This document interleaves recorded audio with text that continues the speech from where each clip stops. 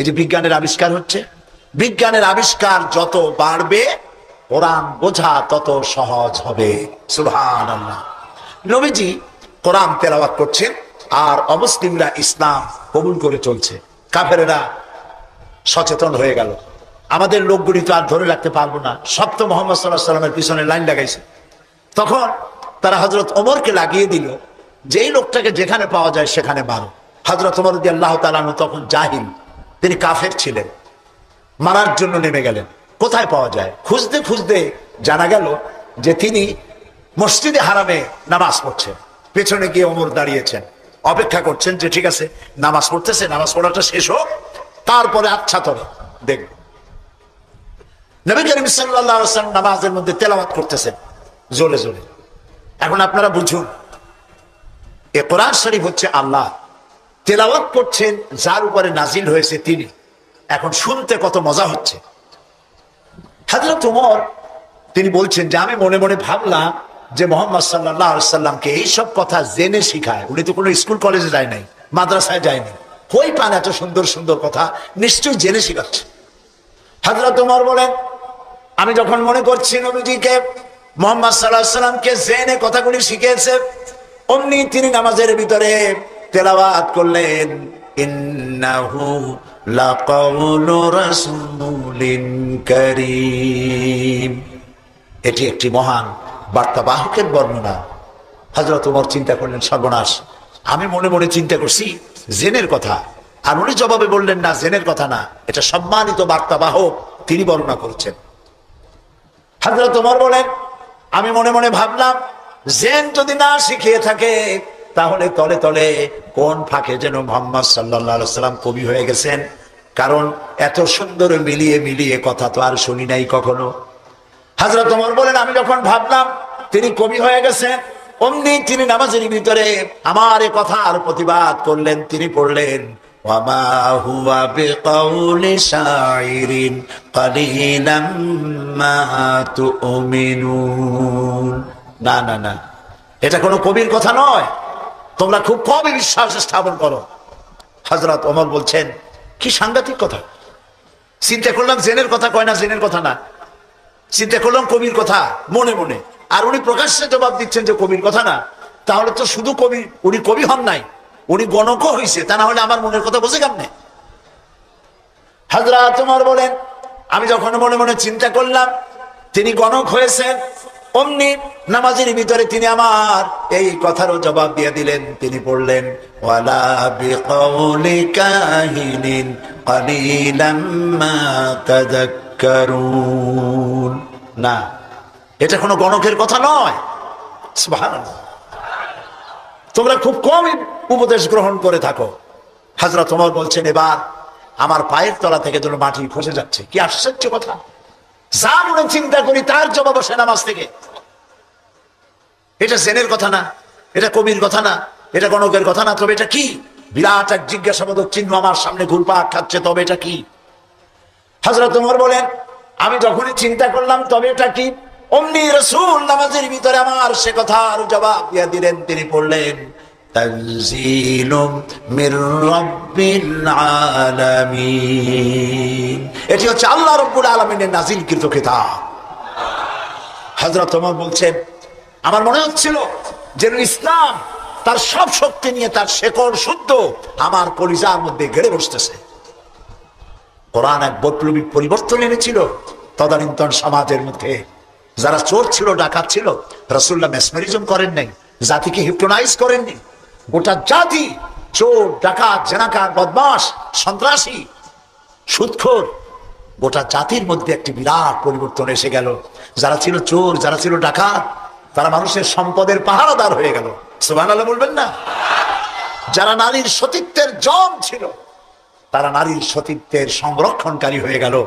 যারা যারা সুদভিত্তিক অর্থনীতি দিয়ে গোটা সমাজের সম্পদকে কক্ষিগত করেছিল তারা কোরআনের সংস্পর্শে এসে সারা জীবনের সঞ্চিত সব সম্পদ অবারিত মুক্ত হস্তে গরিব জনসাধারণের জন্য দুহাতে বিলায় দিতে লাগলো। এটি বিরাট পরিবর্তন আসলো।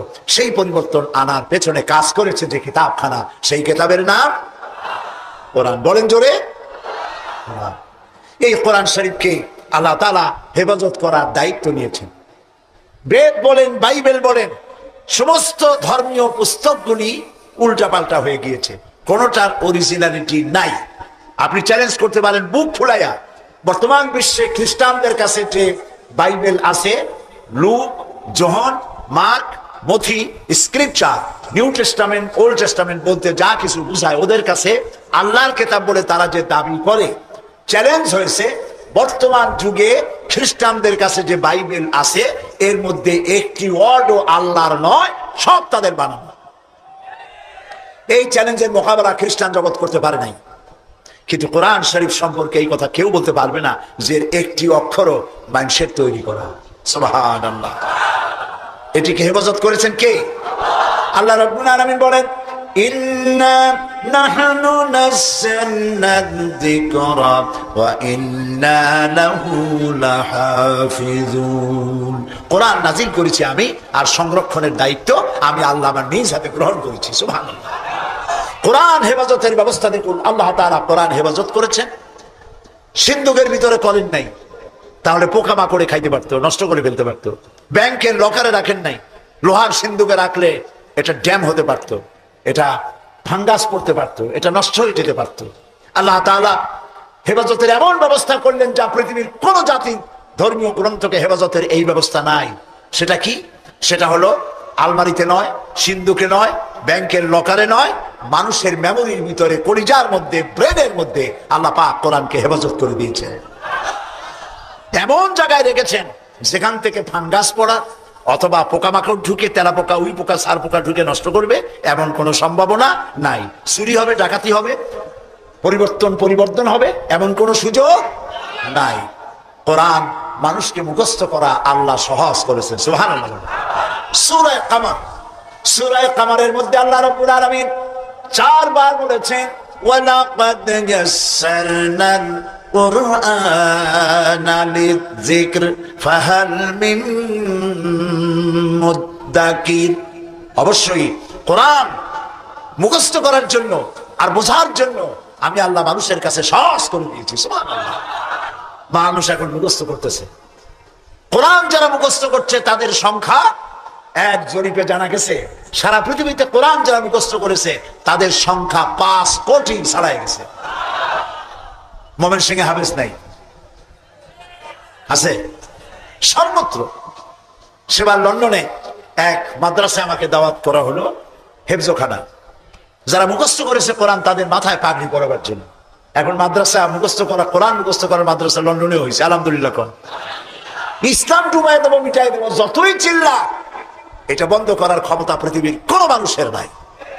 এটা বন্ধ করার ক্ষমতা বুশের নাই, বুশের বাবেরও নাই। সুবহানাল্লাহ বলে। প্রিয় ভাই সব, সেই ইংল্যান্ডে আজ আর নাই যে ইংল্যান্ডে এখন থেকে 150 বছর আগে মাত্র একটা মসজিদ ছিল। সেই ইংল্যান্ডে এখন মসজিদের সংখ্যা 8000 ছাড়াই গেছে।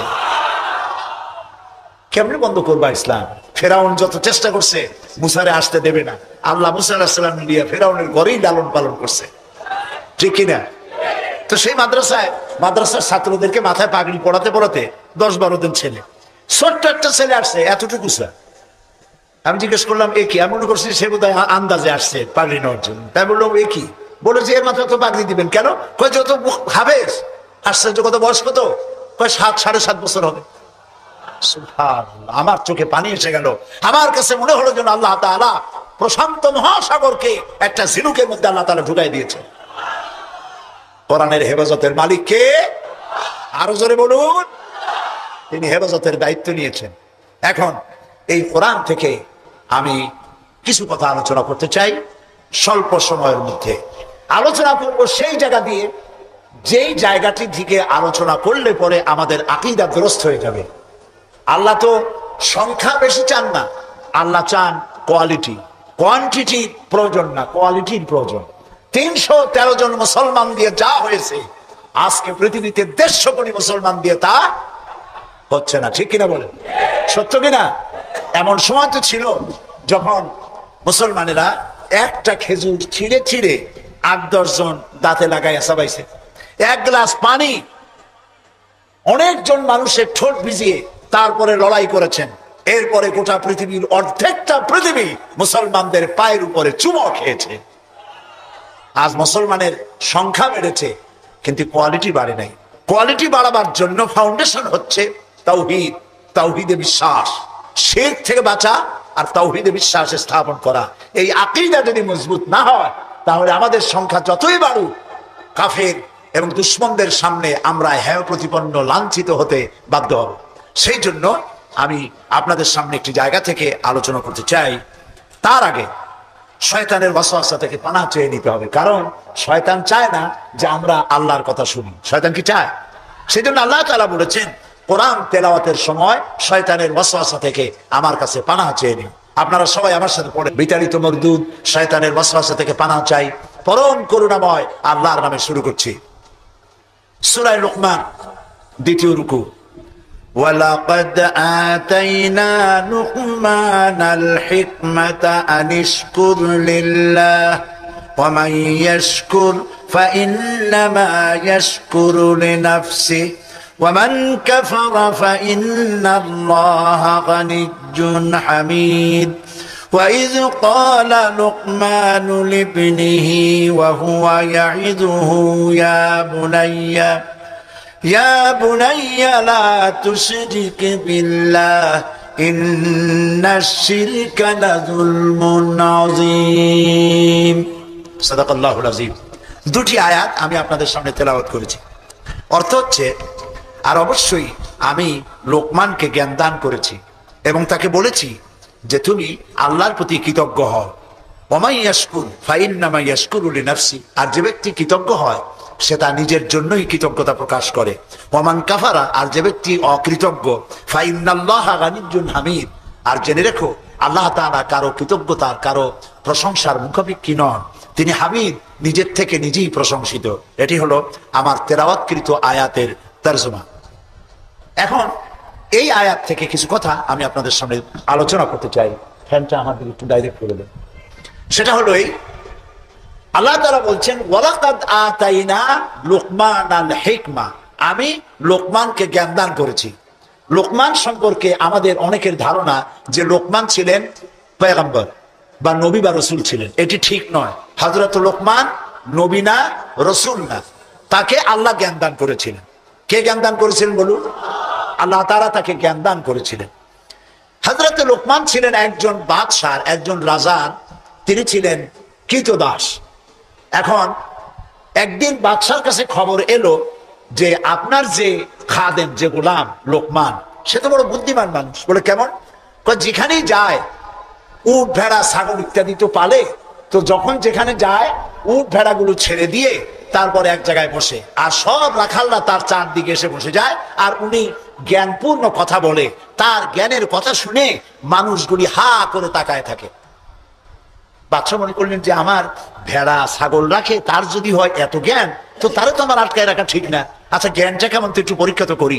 একদিন লোকমানকে তিনি ডাকলেন, ডেকে বললেন, লোকমান, তুমি এক কাজ করো, আমার যে ছাগলগুলি তুমি পালতেছো, একটি ছাগলকে জবাহ করে ওর ভিতর থেকে ছাগলের শরীরের সব থেকে উৎকৃষ্ট অংশটা আমার জন্য নিয়ে আসো। হযরতে লোকমান একটা ছাগল জবাহ করলেন এবং ছাগলের কলিজা এনে পিরিচে করে ওনার সামনে হাজির করে দিলেন। কয়েকদিন যাওয়ার পর বাদশাহ আবার বললেন, আজকে আরেকটা ছাগল জবাহ করো এবং তার শরীরের নিকৃষ্ট অংশটা আমার সামনে নিয়ে আসো। লোকমান আরেকটা ছাগল জবাহ করলো এবং ওই ছাগলের কলিজাটা পিরিচে করে এনে হাজির করে দিল। বাদশাহ বললো, আমি শুনছিলাম তোমার নাকি অনেক জ্ঞান, এই বুঝি জ্ঞানের পরিচয়। আমি যেদিন চাইলাম, প্রথম বললাম সব থেকে উৎকৃষ্ট জিনিস আনো, তুমি কলিজা নিয়ে আসলা। সব থেকে নিকৃষ্ট জিনিস চাইলাম, তখনও তুমি নিয়ে আসলা কলিজা। তোমার জ্ঞানের পরিচয় তো পাইলাম না। লোকমান বললেন, হযরত লোকমান হাকিম বললেন, জাহাপানা, আপনি আমার মধ্যে জ্ঞানের পরিচয় কি পেয়েছেন পান নাই সেটা বড় কথা না। বড় কথা হলো এই, শুধু মানুষ না, প্রত্যেক প্রাণীর মধ্যেই আল্লাহ তাআলা একটা জিনিস দিয়েছেন। সেই জিনিসটা যদি ভালো হয় তাহলে প্রাণীটা ভালো। অর্থাৎ মানুষের মধ্যে, প্রাণীর মধ্যে ভালো যদি কোনো জিনিস থাকে তার নাম দিল, তার নাম কলিজা। আর খারাপ যদি কোনো জিনিস থাকে তার নাম দিল, তার নাম কলিজা। এখন লক্ষ্য করুন, লোকমান যে কথা বললেন 1000 বছর আগে, নবী করিম সাল্লাল্লাহু আলাইহি সাল্লাম 1000 বছর পরে পৃথিবীতে এসে সেই একই কথাই বললেন। একই কথাই বললেন। রাসূল কি বললেন? আল্লাহর নবী বললেন, ইন্না ফিল জাসাদে মুদগাতান মানুষের শরীরের মধ্যে এক টুকরা গোশত আছে, গোশত টুকরা ভালো, গোটা শরীর ভালো, গোশত টুকরা খারাপ, গোটা শরীর খারাপ। আলা ওয়াহিয়াল কালব, সেটা হলো হৃৎপিণ্ড, সেটা হলো কলিজা।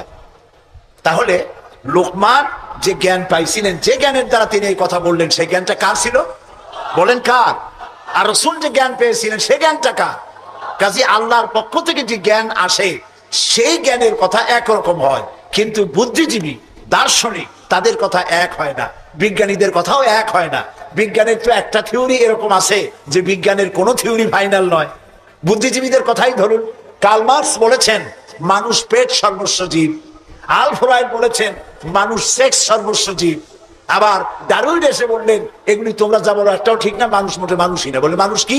মানুষ হল বান্দর।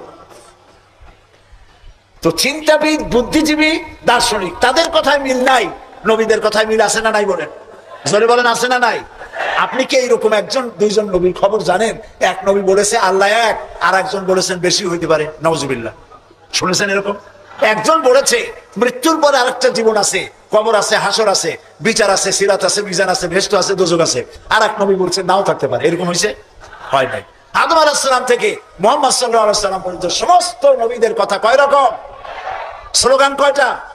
সব নবীদের স্লোগান একটি, আর তাদের সবার কথা এক। কারণ তাদের কাছে যে কথা এসেছে একটি অফিস থেকে এসেছে। অফিসটা কার? চিল্লায় বলুন। সমস্ত নবীদের স্লোগান এক ছিল।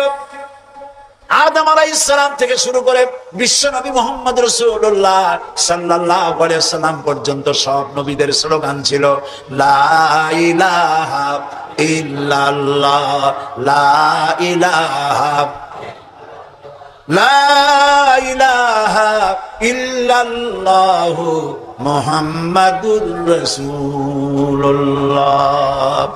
সুতরাং দেখা গেল আল্লাহ রাব্বুল আলামিনের থেকে জ্ঞান যারা পায় তাদের কথার মধ্যে কোনো বৈপরীত্য হয় না। হযরতে লোকমান বললেন এই যে কলিজার কথা, দিল, কাল, হার্ট, এটা ভালো, সব শরীর ভালো, এটা খারাপ, সব খারাপ। মন যদি ভালো হয় হাত ভালো কাজ করবে, বলেন ঠিক কিনা? হাত ওজনে কম দেবে না, মন ভালো ওজনে কম দেবে না, হাত খাদ্যে ভেজাল দেবে না, জমিনের আইল ঠেলবে না, পরনারী স্পর্শ করবে না, সুবহানাল্লাহ বলেন। আর মন যদি খারাপ হয়, চোখ শুধু খুঁজে বেড়াবে মেয়ে লোক কোথায়, পাও খুঁজে বেড়াবে খারাপ জায়গা কোথায়, হাত খুঁজে বেড়াবে খারাপ জিনিস কোথায়, ঠিক কিনা? মন ভালো, সব ভালো। এই দিল আবার তিন প্রকার হয়। দিল কয় প্রকার? তিন প্রকার। কোরআন থেকে বলছি, দিল তিন প্রকার: সুস্থ দিল, অসুস্থ দিল, মৃত্যু দিল। এই তিন প্রকারের দিল। এখন আসুন অ্যানালাইসিসের মাধ্যমে আমরা দেখি আমাদের কোন দিল। সুস্থ দিল কাকে বলে? আল্লাহ রাব্বুল আলামিন বলেন আল-ইয়াওমা লা ইয়ানফা'ু মালুন ওয়ালা বানুন ইল্লা মান আতাল্লাহা বিকলবিন সালিম। এটি হলো সুস্থ দিল। সেই কিয়ামতের দিনে মাল, ধন, সন্তান, সন্ততি কোনো কাজে আসবে না, শুধু উপকারে আসবে প্রশান্ত আত্মা নিয়ে কেউ যদি, প্রশান্ত কাল্ব নিয়ে কেউ যদি আল্লাহর দরবারে উপস্থিত হয়, সেই দিলটা কাজে লাগবে। এইটা হলো সুস্থ দিল। অসুস্থ দিল কোনটা? ফি কুলুবিহিম মারাদুন ফাযাদাহুমুল্লাহু মারাদা। তাদের দিলের মধ্যে ছিল একটি রোগ, সেই রোগকে আল্লাহ আরো বৃদ্ধি করে দিলেন। অসুস্থ দিলের নমুনা কি? ওয়াজ ভালো লাগে, সিনেমাও খারাপ লাগে না, মসজিদও ভালো লাগে, কীর্তনও খারাপ লাগে না। এই যে দুইটা ভালো লাগে, এটি হলো অসুস্থ দিল। এটার নাম কি? আছে না আমাদের সমাজে? কয় যে হুজুর ওয়াজ শুনতে খারাপ লাগে না, কিন্তু গান যখন শুনি তাও মজা লাগে, মসজিদও ভালো লাগে, সিনেমাও খারাপ লাগে না। আছে না এরকম লোক? আছে। এটা কেন? এটা হলো এই জন্য যে ইমানের মধ্যে জং ধরে গেছে। সাপে যদি রাত্রে কামড়ায়, রাতের বেলায় সাপে কামড়াইছে, ওজার কাছে যায় লোকেরা। মোমেন শাহীতে ওজা আছে না?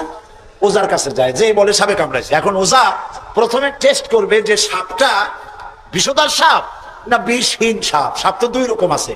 যে সাপে কামড়াইলে তাৎক্ষণিক ভাবে লোক মারা যায়, ওই সাপে মোমেন শাহীতে কি বলে? কি বলে?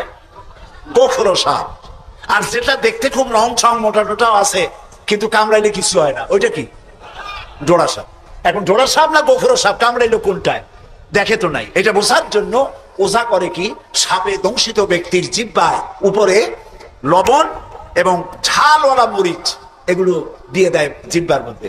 যদি সে বলে পানি পানি লাগে, যত মরিচ দেয় তত কয় পানি পানি লাগে, তাহলে বুঝতে হবে বিষধর সাপে দংশন করেছে। আর যদি সে বলে যে ঝাল লাগতেছে, লবণ লাগতেছে, তাহলে বুঝতে হবে যে নোড়া সাপে কি করছে, দংশন করেছে। এটি হলো সাপ যদি বিষধর হয়, তো বিষধর সাপের বিষে সর্বপ্রথম যে কাজটা করে সেটা হলো জিহ্বার স্বাদকে নষ্ট করে দেয়। মানুষের ঈমানের জন্য সব থেকে বিষাক্ত সাপ হলো শয়তান। এ যখন মানুষকে ওয়াসওয়াসা দেয়, আর শয়তানের ওয়াসওয়াসা যখন মানুষ পড়ে যায়, তখন তার ঈমানের স্বাদ নষ্ট হয়ে যায়। তখন সিনেমাও ভালো লাগে, মসজিদও ভালো লাগে, ওয়াজও ভালো লাগে, গানও ভালো লাগে। এটি হলো অসুস্থ দিল। এবার মৃত্যু দিল কি? মৃত্যু দিল সম্পর্কে আল্লাহ বলছেন, وَلَقَدْ ذَرَأْنَا لِجَهَنَّمَ كَثِيرًا مِنَ الْجِنِّ وَالْإِنسِ لَهُمْ قُلُوبٌ لَا يَفْقَهُونَ بِهَا। মানুষ আর জিনদের মধ্যে আল্লাহ তাআলা বলেন, আমি এক শ্রেণীর রেডিমেড জাহান্নামী তৈরি হয়েই আছে মানুষ এবং জিনের মধ্যে। ওরা কারা? লক্ষ্য করুন, মৃত্যু দিল কাদের? লাহুম কুলুবুন লা ইয়াফকাহুনা বিহা, যাদেরকে আমি হৃৎপিণ্ড দিয়েছি, বিবেক দিয়েছি, সব বোঝে, আমারে বোঝে না। আছে না এরকম কিছু বুদ্ধিজীবী? বলেন আছে না? কবি আছে না এমন কিছু? সাহিত্যিক আছে না এমন কিছু? নারীর সৌন্দর্য, নারীর রূপের সৌন্দর্যের ব্যাপারে কবিতা লিখতে লিখতে কলমের কালি শেষ হয়ে যায়, কিন্তু এই সৌন্দর্য কে দিলেন তার এক চিনতেই পারলো না। ফুলের ব্যাপারে গান লেখে, কবিতা লেখে, ফুলের রং, ফুলের গন্ধ। প্রজাপতি কে এত সুন্দর করে, কোন শিল্পী তোমার ডানায় এত সুন্দর রং দিল, তার গান তৈরি করে, কিন্তু প্রজাপতির রং কে দিল আরে খুঁজে পায় না। তারপরে বলে কি? বলে যে সব বুঝেছি, শান্তিনিকেতন গিয়া পড়ে শুনিয়া, সাহিত্যের উপরে ডক্টরেট ডিগ্রি নিয়া কয় সব বুঝেছি। বলে বাবা কি বুঝেছো? কয় দেয়ার ইজ নো গড। সারা জীবন বসে বুঝলো যে প্রভু বলতে কেউ নাই, আল্লাহ বলতে কেউ নাই। বলেন নাউযুবিল্লাহ। লাহুম কুলুবুন লা ইয়াফকাহুনা বিহা, সব বোঝে কিন্তু আল্লাহরে চেনে না। নিজের শরীরটা দেখে, আল্লাহরে খুঁজে পায় না। আরে তুমি তো তোমার শরীরটা দিয়েই আল্লাহরে চিনতে পারো। সুবহানাল্লাহ। শরীরটা দিয়ে আল্লাহরে চেনা যায়। এই যে দুটো চোখ, এই চোখ দিয়ে সব সময় আমরা নেগেটিভ দেখি। সব সময় প্রতিটি চিত্র, প্রতিটি মুহূর্তে নেগেটিভকে পজিটিভ করে দেখায় কে? কে দেখায়? সুবহানাল্লাহ। এত সুন্দর দুটি চোখ আল্লাহ দিলেন, চোখের মধ্যে আল্লাহ আবার পানি দিয়ে দিলেন। পানি মানে কান্নার পানি না, এমনি চোখে পানি আছে। আপনি চোখে পলক মারেন, পলক মারেন না? কথা না বললে বুঝি কি? এই যে পলক মারেন, এটা কি ইচ্ছে করে মারেন না অটোমেটিক হয়? অটোমেটিক হয়। ইচ্ছে করে মারলে ফটর ফটর করতো। আপনি নিজের অজান্তেই চোখগুলি পলক মারে কেন? আল্লাহ রাব্বুল আলামিন মানুষের কল্যাণের জন্য এমন অটোমেটিক ব্যবস্থা করে তিনি রেখে দিয়েছেন। শহরে, বন্দরে, গ্রামে, নগরে, গঞ্জে বাতাসের ভিতরে পলিউশন আছে, রোগের জার্ম আছে, বাতাসের ভিতরে উড়ে বেড়ায়, অনবরত চোখের ভিতরে প্রবেশ করে চোখ নষ্ট করে দিতে পারে। এই জন্য রব্বুল আলামিন চোখের ভিতরে পানি ধরনের একরকম মেডিসিন রেখে দিয়েছেন। প্রতি মুহূর্তে চোখ পলক মেরে মেরে চোখকে আল্লাহ তাআলা ক্লিন করে দিতেছেন। শরীরের ভিতরে একটা শরীর দিয়ে আল্লাহকে চেনার জন্য যথেষ্ট। এই শরীরে আল্লাহ অসংখ্য রগ রেশা দিয়েছেন।